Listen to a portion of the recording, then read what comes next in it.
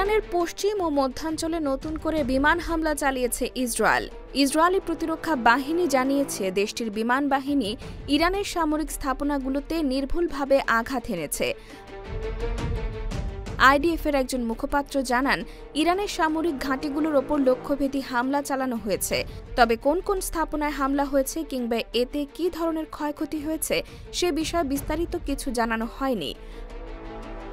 Al Jazeera জানিয়েছে, ১৩ June থেকে Iran ও ইসরায়েলের মধ্যে সামরিক উত্তেজনা দ্রুত বাড়ছে। এরই মধ্যে ইসরায়েল ইরানের পারমাণবিক স্থাপনা ও সামরিক ঘাঁটিগুলোতে একাধিকবার আক্রমণ চালিয়েছে। বিশ্লেষকদের মতে, ইসরায়েলের এই সাম্প্রতিক হামলা মধ্যপ্রাচ্যে বড় ধরনের সংঘাতের ঝুঁকি বাড়িয়ে তুলেছে। পরিস্থিতি দ্রুত অবনতি ঘটতে পারে বলে আশঙ্কা করা হচ্ছে। এই অবস্থায় আন্তর্জাতিক সম্প্রদায়ের নজর এখন মধ্যপ্রাচ্যের দিকেই, যেখানে যুদ্ধ পরিস্থিতি আরও জটিল হয়ে উঠছে।